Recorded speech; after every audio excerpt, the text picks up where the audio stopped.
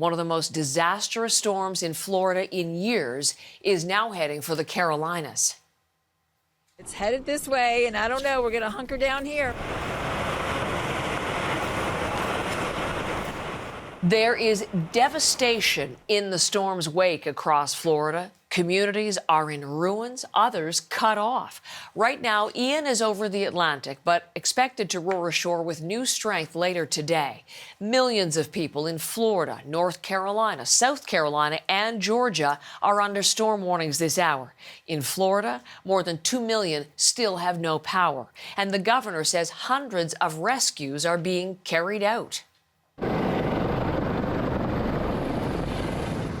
The most significant damage that I saw was on Fort Myers Beach. Some of the homes were wiped out, and some of it was just concrete slabs. There have been more than 700 confirmed rescues, and there's likely many more than that. This is a look at another of the hard-hit areas, Sanibel Island, just north of Naples.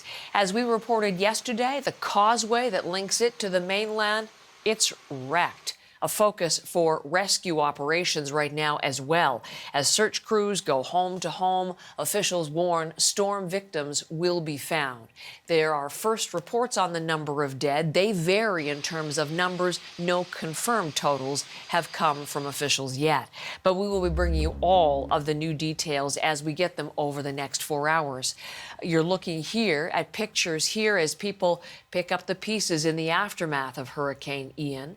People assessing the damage. Those rescue efforts continue, as I said, and we're going to bring you live reporting from Florida later on this hour, in fact, in just about 15 minutes.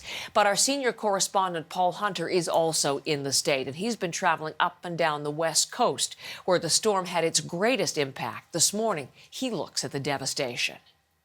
The cleanup continues in Florida. Emergency crews out on the streets again.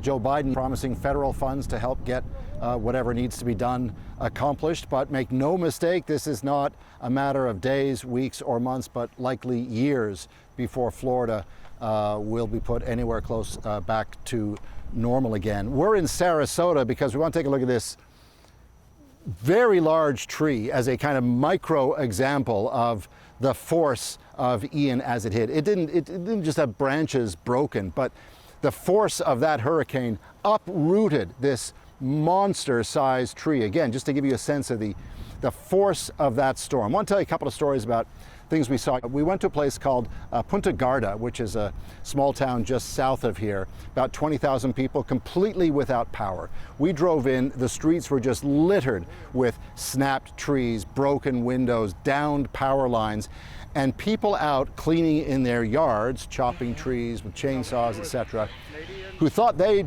dodged a bullet because they were anticipating that surge that we heard so much about. They were expecting 2, 3, maybe 4 meters of water and effectively got none.